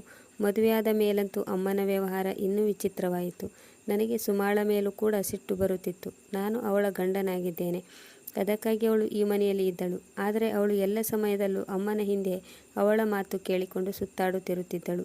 ನನ್ನ ಗೆಳೆಯನ ಮನೆಗೆ ಹಬ್ಬಕ್ಕೆ ಹೋಗುವ ವಿಚಾರವಾಗಿ ನನ್ನ ಹೆಂಡತಿ ಮತ್ತು ಅಮ್ಮನ ಜೊತೆ ಜಗಳವಾಡಿ ನಾನೊಬ್ಬನೇ ಸಿಟ್ಟಿನಿಂದ ನನ್ನ ಗೆಳೆಯನ ಮನೆಗೆ ಹೊರಟು ಬಂದೆ. ಆದರೆ ನನ್ನ ಗೆಳೆಯ ಅಚ್ಚರಿಗೊಂಡು ಕೇಳಿದನು, ಅತ್ತಿಗೆಯನ್ನು ಏಕೆ ಕರೆದುಕೊಂಡು ಬಂದಿಲ್ಲ? ನಿಮಗೆ ಹೊಸದಾಗಿ ಮದುವೆಯಾಗಿದೆ ಎಂದು ಅವಳಿಗಾಗಿಯೇ ನಾವು ಎಲ್ಲ ತಯಾರಿಯನ್ನು ಮಾಡಿದ್ದೆವು. ಆಗ ನಾನು ಹೇಳಿದೆ, ಸುಮಾಳ ಆರೋಗ್ಯ ಸರಿಯಾಗಿಲ್ಲ, ಆದ್ದರಿಂದ ನಾನೊಬ್ಬನೇ ಬಂದೆ. ಆಗ ನನ್ನ ಗೆಳೆಯ ಚಕಿತನಾಗಿ ನನ್ನ ಕಡೆ ನೋಡಿದನು. ಅವನು ನನ್ನನ್ನು ಕುಳ್ಳಿರಿಸಿಕೊಂಡು ಸೀರಿಯಸ್ ಆಗಿ ಮಾತನಾಡತೊಡಗಿದನು. ಈಗ ಹೇಳು, ನಿನ್ನ ಸಮಸ್ಯೆ ಏನು? ಮೊದಮೊದಲು ನಾನು ಅವನಿಂದ ವಿಷಯವನ್ನು ಮರೆಮಾಚುವ ಪ್ರಯತ್ನ ಮಾಡಿದೆ. ಆದರೂ ಬಹುಶಃ ಅವನಿಗೆ ನನ್ನ ಕಣ್ಣುಗಳೇ ಸತ್ಯವನ್ನು ಹೇಳುತ್ತಿದ್ದವು. ಆಗ ಅವನು ಹೇಳಿದ, ನೀನು ಹೇಳುತ್ತಿರುವ ವಿಷಯ ಕೇಳಿದರೆ ಇಲ್ಲಿ ಏನೋ ಒಂದು ಸಮಸ್ಯೆ ಇದೆ ಎಂದು ತೋರುತ್ತದೆ. ನಿನ್ನ ಮದುವೆಯಾದಾಗಿನಿಂದಲೂ ನೀನು ತುಂಬ ಟೆನ್ಷನ್ ಮಾಡಿಕೊಂಡಿದ್ದೀಯಾ? ನಾನು ನನ್ನ ಗೆಳೆಯನ ಮಾತಿಗೆ ತಲೆ ತಗ್ಗಿಸಿದೆ. ಅವನ ಮಾತುಗಳನ್ನು ತಿರಸ್ಕರಿಸಲು ಆಗಲಿಲ್ಲ, ಏಕೆಂದರೆ ನಾನು ಈ ಮದುವೆಯಿಂದ ಖುಷಿಯಾಗಿರಲಿಲ್ಲ. ನನ್ನ ಗೆಳೆಯನ ಈ ಪ್ರಶ್ನೆಗೆ ನನ್ನೊಳಗಿನ ಸಿಟ್ಟನ್ನು ಒಮ್ಮೆಲೆ ಹೊರಹಾಕಿದೆ. ಅದನ್ನು ನಾನು ಇಷ್ಟು ದಿನಗಳಿಂದ ಒಳಗೆ ಅದುಮಿಕೊಂಡಿದ್ದೆ. ಅಮ್ಮ ಮತ್ತು ಸುಮಾಳ ಬಗ್ಗೆ ಎಲ್ಲವನ್ನೂ ನನ್ನ ಗೆಳೆಯನಿಗೆ ಹೇಳಿದೆ. ಅಮ್ಮನ ಈ ಅನ್ಯಾಯದಿಂದಾಗಿ ನಾನು ಸುಮಾಳಿಂದ ದೂರವಿದ್ದೇನೆ. ನನ್ನ ಗೆಳೆಯನು ಕೂಡ ಇದನ್ನು ಕೇಳಿ ತುಂಬ ಅಚ್ಚರಿಗೊಂಡನು ಮತ್ತು ಹೇಳಿದನು, ಅಮ್ಮ ಹೀಗೆ ಮಾಡುತ್ತಿದ್ದಾರೆ ಎಂದರೆ ತುಂಬ ಆಶ್ಚರ್ಯವಾಗುತ್ತಿದೆ. ಆದರೆ ನಿನ್ನ ಹೆಂಡತಿ ಸುಮಾಳಿಗಾದರೂ ಬುದ್ಧಿ ಬೇಡವೇ? ಅಮ್ಮ ಉದ್ದೇಶಪೂರ್ವಕವಾಗಿ ಅತ್ತಿಗೆಯನ್ನು ನಿನ್ನಿಂದ ದೂರ ಮಾಡುತ್ತಿದ್ದಾರೆ. ಅವನ ಮಾತಿಗೆ ನಾನು ಸುಮ್ಮನಾದೆ. ನಾನೆಂದಿಗೂ ಅಮ್ಮನ ಬಗ್ಗೆ ಈ ರೀತಿ ಮಾತುಗಳನ್ನು ನಂಬುತ್ತಿರಲಿಲ್ಲ. ಇಂದು ನನಗೆ ಅಮ್ಮನ ಮೇಲೆ ಸಿಟ್ಟು ಬಂದಿತ್ತು. ಆಗ ನನ್ನ ಗೆಳೆಯ ಹೇಳಿದನು, ನಿನ್ನ ಪರಿಸ್ಥಿತಿ ನೋಡಿ ನನಗೆ ನಗು ಬರುತ್ತಿದೆ ಮತ್ತು ಸಿಟ್ಟು ಕೂಡ ಬರುತ್ತಿದೆ. ಹೆಂಡತಿಯನ್ನು ಕಂಟ್ರೋಲ್ಗೆ ತೆಗೆದುಕೊಳ್ಳಲು ಸಾಧ್ಯವಾಗುತ್ತಿಲ್ಲ ಎಂದ ಮೇಲೆ ನೀನೆಂಥ ಗಂಡಸು? ಅದು ಒಂದೇ ಬೆಡ್ನಲ್ಲಿ ಮಲಗುತ್ತೀರಾ. ನಿನ್ನಿಂದ ಅವಳನ್ನು ಮುಟ್ಟಲು ಕೂಡ ಸಾಧ್ಯವಾಗಿಲ್ಲ. ಅವಳನ್ನು ಮುಟ್ಟದೆ ಇಷ್ಟೊಂದು ರಾತ್ರಿಗಳನ್ನು ಅವಳ ಜೊತೆ ನೀನು ಹೇಗೆ ಕಳೆದೆ? ನನಗೆ ವಿಶ್ವಾಸವೇ ಬರುತ್ತಿಲ್ಲ. ಅವನು ನಗುತ್ತಾ ಹೇಳಿದನು, ಸ್ವತಃ ನೀನೇ ಹೇಳುತ್ತೀಯ ನಿನ್ನ ಹೆಂಡತಿ ಇನ್ನೂ ಚಿಕ್ಕವಳು ಎಂದು. ನೀನು ನಿನ್ನ ಚಿಕ್ಕ ವಯಸ್ಸಿನ ಹೆಂಡತಿಯನ್ನು ಸಂಭಾಳಿಸಲು ಸಾಧ್ಯವಾಗಲಿಲ್ಲವೇ? ಆಗ ನಾನು ಅಮಿತ್ನಿಗೆ ಹೇಳಿದೆ, ಏನಾದರೂ ಐಡಿಯಾ ಕೊಡು, ನಾನೇನು ಮಾಡಲಿ? ನನ್ನ ಹೆಂಡತಿ ಸ್ವತಃ ಅವಳೇ ನನ್ನ ಸಾಂಗತ್ಯಕ್ಕಾಗಿ ಹಂಬಲಿಸಬೇಕು. ಅವಳಾಗಿ ನನ್ನ ಬಳಿಗೆ ಬರಬೇಕು. ನನ್ನ ಮಾತು ಕೇಳಿ ಅಮಿತ್ ತುಂಬ ಯೋಚನೆಯಲ್ಲಿ ಮುಳುಗಿದನು, ಏಕೆಂದರೆ ಅವನು ಕೂಡ ಸಂಸಾರಸ್ಥನಾಗಿದ್ದ. ಸುಮಾ ನನ್ನ ಬಳಿ ತಾನಾಗಿ ಬರುವಂತೆ ಏನಾದರೂ ಒಂದು ಮಾಡು ಎಂದು ನಾನು ನನ್ನ ಗೆಳೆಯನಲ್ಲಿ ಬೇಡಿಕೊಂಡೆ. ಆಗ ಅವನು ಒಂದು ವಿಚಿತ್ರ ಉಪಾಯವನ್ನು ಹೇಳಿದನು. ಅವನ ಈ ಮಾತು ಕೇಳಿ ನಾನು ಗಾಬರಿಗೊಂಡೆ. ಇಲ್ಲ, ನಾನು ಹಾಗೆ ಮಾಡಲು ಸಾಧ್ಯವಿಲ್ಲವೆಂದು ಹೇಳಿದೆ. ಆಗ ಅವನು ಹೇಳಿದ, ನೀನು ಈ ರೀತಿ ಹೆದರಿಕೊಂಡಿರುವುದರಿಂದಲೇ ನಿನ್ನ ಹೆಂಡತಿ ನಿನ್ನೊಂದಿಗೆ ತನ್ನ ಉದ್ದಟತನ ತೋರುತ್ತಿದ್ದಾಳೆ. ಅವಳು ದೊಡ್ಡವಳಾಗಿದ್ದಾಳೆ, ಅವಳೇನು ಚಿಕ್ಕವಳಲ್ಲ. ನಿನ್ನ ಅಮ್ಮ ನಿನ್ನನ್ನು ಜೀವನ ಪೂರ್ತಿ ಕುಮಾರನನ್ನಾಗಿಯೇ ಇಡುವ ಯೋಚನೆ ಮಾಡಿದ್ದಾಳೆ ಎಂದು ಕ್ಲಿಯರ್ ಆಗಿ ಅರ್ಥವಾಗುತ್ತದೆ.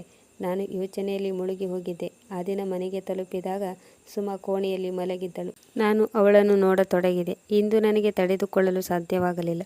ಮದುವೆಯಾಗಿ 3 ತಿಂಗಳುಗಳು ಕಳೆದಿತ್ತು. ಅವಳು ತನ್ನ ಮನೆಯಲ್ಲಿ ಕಡು ಬಡತನದಿಂದ ಬೆಳೆದು ಬಂದ ಹುಡುಗಿಯಾಗಿದ್ದಳು. ಇಲ್ಲಿಗೆ ಬಂದ ಮೇಲೆ ದಿನ ಕಳೆದಂತೆ ಸೌಂದರ್ಯ ಅವಳ ದೇಹದಲ್ಲಿ ತುಂಬಿ ಹರಿಯುತ್ತಿತ್ತು. ಅವಳ ದೇಹದ ಸಿರಿಯಿಂದ ನಾನು ಹುಚ್ಚನಾದೆ. ನಾನು ತಕ್ಷಣ ಅಮ್ಮನ ಕೋಣೆಗೆ ಹೋದೆ. ಅಮ್ಮ ನನಗಾಗಿ ಕಾಯುತ್ತಿದ್ದಳು. ನನ್ನನ್ನು ನೋಡಿ ಹೇಳಿದಳು, ಎಲ್ಲಿಗೆ ಹೋಗಿದ್ದೆ? ನಾನು ಎಷ್ಟೊತ್ತಿನಿಂದ ನಿನಗೆ ಕಾಲ್ ಮಾಡುತ್ತಿದ್ದೇನೆ. ಹೇಳಿದೆ, ನಾನು ಗೆಳೆಯನ ಮನೆಗೆ ಹೋಗಿದ್ದೆ. ನಾಳೆ ಭಾನುವಾರ, ಆದ್ದರಿಂದ ನಿನ್ನ ತಂಗಿಯರು ಚಿಕ್ಕಮ್ಮನ ಮನೆಗೆ ಹೋಗಿದ್ದಾರೆ. ನಾನು ನಿನಗೆ ಫೋನ್ ಮಾಡುತ್ತಿದ್ದೆ, ಆದರೆ ನೀನು ಬರಲಿಲ್ಲ. ಅದಕ್ಕಾಗಿ ನಾನು ನಿನ್ನ ಕಸಿನನ್ನು ಕರೆಯಬೇಕಾಯಿತು. ಅವನೇ ಅವರಿಬ್ಬರನ್ನು ಕರೆದುಕೊಂಡು ಹೋಗಿದ್ದಾನೆ. ಈಗ ನಾನು ನನ್ನ ಗೆಳೆಯನ ಪ್ಲ್ಯಾನ್ ಮಾಡಿದೆ. ಅವನ ಪ್ಲ್ಯಾನ್ ನನ್ನ ತಲೆಯಲ್ಲಿ ಚೆನ್ನಾಗಿ ತುಂಬಿಕೊಂಡಿತ್ತು. ಒಳ್ಳೆಯ ಅವಕಾಶವಿತ್ತು. ಮನೆಯಲ್ಲಿ ತಂಗಿಯರು ಸಹ ಇರಲಿಲ್ಲ. ಅಮ್ಮನಿಗೆ ಹೇಳಿದೆ, ಅಮ್ಮ, ನಿಮ್ಮ ಊಟವಾಯಿತೆ? ಆಗ ಅಮ್ಮ ಹೇಳಿದಳು, ಹಾಂ, ನನ್ನ ಊಟವಾಯಿತು. ನನಗೆ ಇಷ್ಟು ಹೊತ್ತಿನವರೆಗೆ ಕಾಯಲು ಸಾಧ್ಯವಾಗುವುದಿಲ್ಲ. ನಿನ್ನ ಹೆಂಡತಿಯು ಊಟ ಮಾಡಿ ಮಲಗಿಕೊಂಡಿದ್ದಾಳೆ. ಅವಳು ಎಷ್ಟೊಂದು ಅರ್ಜೆಂಟಾಗಿ ಮಲಗಿದ್ದಳು ಅಂದರೆ ನನಗೆ ಹಾಲು ಕೊಡುವುದನ್ನು ಕೂಡ ಮರೆತು ಹೋದಳು. ನಾನು ಇಲ್ಲಿಯವರೆಗೆ ಔಷಧಿಯನ್ನು ತಿಂದಿಲ್ಲ ಎಂದು ಅಮ್ಮ ಹೇಳಿದಾಗ ನಾನು ಎದ್ದು ನಿಂತೆ ಮತ್ತು ಹೇಳಿದೆ, ಅಮ್ಮ, ನಾನು ನಿಮಗೆ ಹಾಲು ಬಿಸಿ ಮಾಡಿ ತರುತ್ತೇನೆ. ನೀವು ಔಷಧಿಯನ್ನು ತಿಂದು ಆರಾಮಾಗಿ ಮಲಗಿಕೊಳ್ಳಿ ಎಂದಾಗ ಅಮ್ಮ ನನಗೆ ದೇವರು ನಿನ್ನನ್ನು ಚೆನ್ನಾಗಿಟ್ಟಿರಲಿ ಎಂದು ಆಶೀರ್ವಾದ ಮಾಡಿದಳು. ಗೆಳೆಯನ ಪ್ಲ್ಯಾನ್ನಂತೆ ನಾನು ಅಮ್ಮನಿಗೆ ಹಾಲಿನಲ್ಲಿ ನಿದ್ರೆಯ ಮಾತ್ರೆಯನ್ನು ಬೆರೆಸಿ ಅಮ್ಮನಿಗೆ ನೀಡಿದೆ. ಅಮ್ಮ ಬಹುಬೇಗ ನಿದ್ದೆಗೆ ಜಾರಿದಳು, ಏಕೆಂದರೆ ಹಾಲಿನಲ್ಲಿ ನಶೆಯ ಮಾತ್ರೆಯನ್ನು ಸೇರಿಸಿದ್ದೆ. ನಾನು ಆರಾಮಾಗಿ ಸುಮಾಳ ಬಳಿ ಬಂದೆ. ನಾನು ಅವಳನ್ನು ಎಬ್ಬಿಸಿದ್ದನ್ನು ನೋಡಿ ಅವಳು ಗಾಬರಿಯಾದಳು ಮತ್ತು ಹೆದರಿ ನನ್ನಿಂದ ದೂರ ಹೋಗಿ ಕುಳಿತಳು. ತಕ್ಷಣ ಅಮ್ಮ ಅಮ್ಮ ಎಂದು ಕೂಗಿ ಕರೆದಳು. ಆದರೆ ನಾನು ಮುಂದೆ ಬಂದು ಅವಳ ಬಾಯಿ ಮೇಲೆ ಕೈಯಿಟ್ಟೆ. ಹೇಗಿದ್ದರೂ ಅವಳು ಕೂಗಿಕೊಂಡರೂ ಯಾವುದೇ ಪ್ರಯೋಜನವಿರಲಿಲ್ಲ. ಅಮ್ಮ ದೀರ್ಘ ನಿದ್ರೆಗೆ ಜಾರಿದ್ದಳು. ಅವಳ ಕೂಗನ್ನು ಕೇಳುವವರು ಯಾರೂ ಇರಲಿಲ್ಲ. ಕ್ರಮೇಣ ನಾನು ಅವಳ ಹತ್ತಿರ ಹೋದೆ. ಆಗ ನಾನು ನಿಧಾನವಾಗಿ ಅವಳಿಗೆ ತಿಳಿ ಹೇಳಿದೆ, ಸುಮಾ, ನೀನು ಹೆದರುವ ಅವಶ್ಯಕತೆ ಇಲ್ಲ. ಆದರೆ ಅವಳು ಒತ್ತಾಯಪೂರ್ವಕವಾಗಿ ನನ್ನನ್ನು ದೂರ ತಳ್ಳತೊಡಗಿದಳು. ಇಂದು ನಾನು ಸುಮಾಳ ಯಾವುದೇ ಮಾತನ್ನು ಕೇಳಲಿಲ್ಲ. ನಾನು ಅವಳಿಗೆ ವಿಶ್ವಾಸ ಬರುವಂತೆ ಮಾಡಿದೆ. ನೀನು ನನ್ನ ಹೆಂಡತಿ. ನಾನು ನಿನಗೆ ಯಾವುದೇ ತೊಂದರೆಯನ್ನು ಮಾಡುವುದಿಲ್ಲ. ಕ್ರಮೇಣ ನಾನು ಅವಳಿಗೆ ನನ್ನ ಪ್ರೀತಿಯಲ್ಲಿ ಮುಳುಗಿಸಿದೆ. ಈಗ ಅವಳು ತನ್ನನ್ನು ನನ್ನಿಂದ ತಪ್ಪಿಸಿಕೊಳ್ಳಲಿಲ್ಲ. ಆ ದಿನ ನಮ್ಮ ಗಂಡ ಹೆಂಡತಿಯರ ಸಂಬಂಧವೇರ್ಪಟ್ಟಿತ್ತು. ಈ ಕೆಲಸ ತುಂಬ ಮೊದಲೇ ಆಗಬೇಕಾಗಿತ್ತು. ಮದುವೆಯಾದ 3 ತಿಂಗಳ ನಂತರ ನನ್ನ ಪ್ರಥಮ ರಾತ್ರಿ ನಡೆದಿತ್ತು. ನನ್ನ ಪ್ರೀತಿಯನ್ನು ಪಡೆದ ಸುಮಾಳ ಹೃದಯದಲ್ಲಿದ್ದ ಎಲ್ಲ ಹೆದರಿಕೆಗಳು ಮಾಯವಾಗಿದ್ದವು. ಆನಂತರ ಅವಳು ಹೇಳಿದ ಆ ಮಾತಿನಿಂದ ನನ್ನ ತಲೆಯ ಮೇಲೆ ಆಕಾಶವೇ ಕಳಚಿ ಬಿದ್ದಾಗಾಯಿತು. ಅವಳು ನನ್ನನ್ನು ನೋಡಿ ಇಷ್ಟೊಂದು ಏಕೆ ಹೆದರುತ್ತಿದ್ದಳು, ನನ್ನಿಂದ ಏಕೆ ದೂರ ಓಡುತ್ತಿದ್ದಳು ಎಂದು ನನಗೆ ಈಗ ಅರ್ಥವಾಯಿತು. ನಾನು ಬೆಳಿಗ್ಗೆ ಎದ್ದಾಗ ಸುಮ್ಮನೆ ಕುಳಿತುಕೊಂಡಿದ್ದಳು. ಅಮ್ಮ ಸಿಟ್ಟಿನಲ್ಲಿ ಕುಳಿತುಕೊಂಡಿದ್ದಳು. ನಾನು ಯಾವುದೇ ತಪ್ಪು ಮಾಡಿರಲಿಲ್ಲ. ಆದರೆ ನನಗ್ಯಾಕೋ ಗೊತ್ತಿಲ್ಲ, ನಾನು ತುಂಬ ಟೆನ್ಷನ್ನಲ್ಲಿದ್ದೆ. ಅಮ್ಮ ಸಿಟ್ಟಿನಿಂದ ಕೆಂಪಾಗಿದ್ದಳು ಮತ್ತು ಹೇಳಿದಳು, ನಿನಗೆ ಬೇಡ ಎಂದು ಹೇಳಿದರೂ ಸುಮಾಳೊಂದಿಗೆ ಒತ್ತಾಯಪೂರ್ವಕವಾಗಿ ಏಕೆ ನಡೆದುಕೊಂಡೆ? ನಾನು ತೋರಿದ ಧೈರ್ಯದಿಂದ ಅಮ್ಮನಿಗೆ ತುಂಬ ಸಿಟ್ಟು ಬಂದಿತ್ತು. ಸುಮಾ ಕೂಡ ಮತ್ತೊಂದು ಕಡೆ ಸಿಟ್ಟಿನ ಮುಖ ಮಾಡಿ ಕುಳಿತುಕೊಂಡಿದ್ದಳು. ರಾತ್ರಿ ಅವಳು ಖುಷಿಯಿಂದಿದ್ದಳು. ಆದರೆ ಯಾಕೋ ಗೊತ್ತಿಲ್ಲ, ಈಗ ಅಮ್ಮ ಅವಳಿಗೆ ಯಾವ ಗಿಣಿಪಾಠವನ್ನು ಹೇಳಿದಳು. ಹತ್ತು ಅವಳ ಕಣ್ಣು ಕೆಂಪಾಗಿದ್ದವು. ಅವಳ ಮುಖ ಸೊರಗಿ ಹೋಗಿತ್ತು. ನನಗೆ ಏನು ಹೇಳಬೇಕೋ ಗೊತ್ತಾಗಲಿಲ್ಲ. ಆಗ ಸುಮಾ ಅಮ್ಮನಲ್ಲಿ ಹೇಳಿದಳು, ಇವರು ನನ್ನನ್ನು ಒತ್ತಾಯಪಡಿಸಿದರು. ನಾನು ಬೇಡವೆಂದು ಹೇಳಿದರೂ ವಿಕಾಸ್ ನನ್ನ ಮಾತನ್ನು ಕೇಳಲಿಲ್ಲ. ಆದರೆ ಮುಂದೆ ಅಮ್ಮ ಹೇಳಿದ ಮಾತನ್ನು ಕೇಳಿ ನಾನು ದಂಗಾಗಿ ಹೋದೆ. ಬಿಟ್ಟ ಕಣ್ಣು ಬಿಟ್ಟ ಹಾಗೆ ಅಮ್ಮನನ್ನು ನೋಡತೊಡಗಿದೆ. ಅವರು ಗೊತ್ತಿಲ್ಲದೆ ತಪ್ಪಾಗಿ ಹೇಳಿಬಿಟ್ಟರೆ ಎಂದು ಯೋಚಿಸಿದೆ. ಆಗ ಅಮ್ಮ ಹೇಳಿದರು, ನಾನು ನಿನಗೆ ಹೇಳುತ್ತಿದ್ದೇನೆ, ಈಗಿಂದೀಗಲೇ ಸುಮಾಳಿಗೆ ವಿಚ್ಛೇದನ ಕೊಡು. ನಿನಗೆ ಇವಳ ಜೊತೆ ಇರುವ ಅರ್ಹತೆ ಇಲ್ಲ. ನಾನಂತೂ ಕಲ್ಲಿನಂತಾಗಿದ್ದೆ. ಈ ಮಾತು ಕೇಳಿ ಮೊದಲ ಬಾರಿಗೆ ಸುಮಾ ಕೂಡ ಗಾಬರಿಯಾಗಿದ್ದಳು. ಅವಳು ಆಶ್ಚರ್ಯದಿಂದ ಅಮ್ಮನ ಕಡೆ ನೋಡಿದಳು. ಆಗ ನಾನು ಹೇಳಿದೆ, ಅಮ್ಮ, ನನಗೂ ಕೂಡ ಇದರಿಂದ ಮುಜುಗರವಾಗಿದೆ. ನಾನು ಸುಮಾಳ ಇಚ್ಛೆಗೆ ವಿರುದ್ಧವಾಗಿ ಈ ಕೆಲಸ ಮಾಡಿದ್ದು ತಪ್ಪು. ಆದರೆ ಸುಮಾ ಕೂಡ ನನ್ನೊಂದಿಗೆ ಖುಷಿಯಾಗಿದ್ದಳು. ಅಮ್ಮ, ಇದು ನಿಮಗೆ ಗೊತ್ತಿರಲಿ, ನನ್ನನ್ನು ನಂಬಿ ನಾನು ಅವಳಿಗೆ ಯಾವುದೇ ತೊಂದರೆ ಮಾಡಿರಲಿಲ್ಲ. ಇದು ನಾವಿಬ್ಬರು ಗಂಡ ಹೆಂಡತಿಯರ ಹಕ್ಕಾಗಿತ್ತು. ನಾನು ಯಾವುದೇ ತಪ್ಪು ಮಾಡಿಲ್ಲ ಎಂದ ಮೇಲೆ ಹೇಗೆ ನಾನು ಸುಮಾಳಿಗೆ ವಿಚ್ಛೇದನ ನೀಡಲಿ? ಆದರೆ ಅಮ್ಮ ತನ್ನ ಮಾತಿಗೆ ಅಂಟಿಕೊಂಡಳು. ನೀನು ಅವಳಿಗೆ ವಿಚ್ಛೇದನ ಕೊಡು. ನಾನು ನಿನ್ನ ಮದುವೆಯನ್ನು ಬೇರೆ ಹುಡುಗಿಯೊಂದಿಗೆ ಮಾಡುತ್ತೇನೆ. ಅವಳು ನಿನ್ನ ವಯಸ್ಸಿನವಳಾಗಿರುತ್ತಾಳೆ. ಇವಳನ್ನು ಬಿಟ್ಟು ಬಿಡು. ನಾನು ಹೈರಾಣಾಗಿ ಹೋದೆ. ಆದರೆ ಅಮ್ಮ ಹಠ ಮಾಡುತ್ತಿದ್ದಳು. ಪದೇ ಪದೇ ವಿಚ್ಛೇದನದ ಬಗ್ಗೆ ಮಾತನಾಡುತ್ತಿದ್ದಳು. ಈಗ ಸುಮಾ ಅಳತೊಡಗಿದಳು ಮತ್ತು ಹೇಳಿದಳು, ಬೇಡ ಬೇಡ, ಪ್ಲೀಸ್, ನನಗೆ ವಿಚ್ಛೇದನ ನೀಡಬೇಡಿ. ಇಂದಿನಿಂದ ನಾನು ನಿಮ್ಮ ಬಗ್ಗೆ ಅಮ್ಮನಲ್ಲಿ ಯಾವುದೇ ಕಂಪ್ಲೇಂಟ್ ಮಾಡುವುದಿಲ್ಲ. ನನ್ನಿಂದ ತಪ್ಪಾಗಿದೆ. ನಾನು ಅಮ್ಮನಲ್ಲಿ ನಿಮ್ಮ ಬಗ್ಗೆ ಕಂಪ್ಲೇಂಟ್ ಮಾಡಿದ್ದೆ. ಪ್ಲೀಸ್, ನನಗೆ ವಿಚ್ಛೇದನ ಮಾತ್ರ ಕೊಡಬೇಡಿ. ನನ್ನ ಅಣ್ಣಂದಿರಿಗೆ ನನ್ನ ಅವಶ್ಯಕತೆ ಇಲ್ಲ. ನಾನು ವಿಚ್ಛೇದನ ಪಡೆದು ತವರು ಮನೆಗೆ ಹೋದರೆ ಅತ್ತಿಗೆಯರು ನನಗೆ ಅಲ್ಲಿ ಉಳಿಯಲು ಬಿಡುವುದಿಲ್ಲ ಎಂದು ಹೇಳುತ್ತಾ ಸುಮಾ ಅಳತೊಡಗಿದಳು. ಒಮ್ಮೆ ನನ್ನಲ್ಲಿ ಕ್ಷಮೆಯನ್ನು ಕೇಳಿದರೆ ಮತ್ತೊಮ್ಮೆ ಅಮ್ಮನಲ್ಲಿ ಕ್ಷಮೆಯನ್ನು ಕೇಳುತ್ತಿದ್ದಳು. ಅವಳ ವಿನಂತಿಯ ಮೇರೆಗೆ ಅಮ್ಮ ಅವಳನ್ನು ಸುಮ್ಮನಾಗಿಸುತ್ತಿದ್ದಳು. ಮತ್ತೆ ಅಮ್ಮ ಹೇಳಿದಳು, ನಿನ್ನನ್ನು ಈ ಮನೆಯಿಂದ ಯಾರೂ ಹೊರಹಾಕುವುದಿಲ್ಲ. ನನಗಂತೂ ಏನು ಮಾಡಬೇಕೋ ತಿಳಿಯಲಿಲ್ಲ. ತಲೆ ಮೇಲೆ ಕೈ ಹೊತ್ತು ಕುಳಿತುಕೊಂಡೆ. ನನ್ನ ಹೆಂಡತಿ ಅಳುತ್ತಿದ್ದಳು. ಅಮ್ಮ ವಿಚ್ಛೇದನ ಕೊಡು ಎಂದು ಹಠ ತೊಟ್ಟಿದ್ದಳು. ನನಗೆ ಹುಚ್ಚು ಹಿಡಿದಂತಾಗಿ ನಾನು ಮನೆಯಿಂದ ಹೊರಕ್ಕೆ ಬಂದೆ. ನನ್ನ ತಲೆ ಚಿಟ್ಟು ಹಿಡಿಯುತ್ತಿತ್ತು. ಸುಮಾ ಕೂಡ ನನ್ನ ಹಿಂದೆ ರಸ್ತೆಗೆ ಬಂದಳು. ಆದರೆ ಅಮ್ಮನಿಗೆ ಏನಾಗಿತ್ತೋ ಗೊತ್ತಿಲ್ಲ. ಅವಳು ವಿಚ್ಛೇದನ ಕೊಡು ಎಂದು ಕೂಗಾಡುತ್ತಿದ್ದಳು. ಅದೇ ಸಮಯ ಸುಮಾ ತನ್ನ ಸಾಮಾನುಗಳನ್ನು ಪ್ಯಾಕ್ ಮಾಡಿಕೊಂಡು ನನ್ನ ಕೋಣೆಯಿಂದ ಹೊರಬಂದಳು. ನಾನು ಇದರ ಬಗ್ಗೆ ಅಮ್ಮನಲ್ಲಿ ಕೇಳಿದಾಗ ಅವಳು ಸಮಾಧಾನದಿಂದ ಹೇಳಿದಳು, ಇನ್ನು ಮುಂದೆ ಅವಳು ಬೇರೆ ಇರುತ್ತಾಳೆ, ನೀನು ಅವಳಿಗೆ ವಿಚ್ಛೇದನ ಕೊಡು ಎಂದಾಗ ನನ್ನ ಕೋಪ ನೆತ್ತಿಗೆರೆತು. ಆಗ ನಾನು ಹೇಳಿದೆ, ನಾನು ಅವಳಿಗೆ ವಿಚ್ಛೇದನ ಕೊಡುವುದಿಲ್ಲ. ಅವಳು ನನ್ನ ಧರ್ಮಪತ್ನಿ. ನಾನು ಅವಳೊಂದಿಗೆ ಸಂಸಾರ ನಡೆಸಿದ್ದೇನೆ. ನಾನು ಅವಳೊಂದಿಗೆ ಇರಲು ಇಷ್ಟಪಡುತ್ತೇನೆ ಮತ್ತು ಸುಮಾ ಕೂಡ ನನ್ನ ಜೊತೆಗೆ ಇರಲು ಬಯಸುತ್ತಾಳೆ. ಅವಳಿಗೆ ನನ್ನ ಮೇಲೆ ಯಾವುದೇ ಕಂಪ್ಲೇಂಟ್ಗಳಿಲ್ಲ. ನಿಮ್ಮ ಮುಖಕ್ಕೆ ಹೊಡೆದ ಹಾಗೆ ಅವಳು ನನಗೆ ವಿಚ್ಛೇದನ ಬೇಡ ಎಂದು ಹೇಳಿದ್ದಾಳೆ. ಆಗ ಅಮ್ಮ ಹೇಳಿದಳು, ನಿನ್ನ ಮಾತನ್ನು ಯಾರು ಕೇಳುತ್ತಾರೆ, ಮೊದಲು ನೀನು ವಿಚ್ಛೇದನ ಕೊಡು ಎಂದಾಗ ನಾನು ಕೂಡ ನಯವಾಗಿ ತಿರಸ್ಕರಿಸಿದೆ. ಹೀಗೆ ಸ್ವಲ್ಪ ದಿನಗಳು ಕಳೆದವು. ಅಮ್ಮ ನನ್ನಲ್ಲಿ ಅದೊಂದೇ ವಿಚ್ಛೇದನದ ಮಾತನ್ನು ಹೇಳುತ್ತಿದ್ದಳು. ಆನಂತರ ನನ್ನ ಹೆಂಡತಿ ಯಾವತ್ತೂ ನನ್ನ ಮುಂದೆ ಬಂದಿರಲಿಲ್ಲ. ಸ್ವಲ್ಪ ದಿನದಲ್ಲಿ ನನ್ನ ತಮ್ಮ ಅಮೆರಿಕಾದಿಂದ ಮರಳಿ ಬಂದಿದ್ದನು. ಅವನು ಈ ಬಗ್ಗೆ ತಿಳಿದುಕೊಂಡಾಗ ಅವನು ಕೂಡ ನನಗೆ ಬುದ್ಧಿ ಹೇಳಿದನು. ಇಂಥ ಹೆಂಡತಿಯರು ಇಷ್ಟು ಚಿಕ್ಕ ವಿಷಯವನ್ನು ಅರ್ಥ ಮಾಡಿಕೊಳ್ಳುವುದಿಲ್ಲ.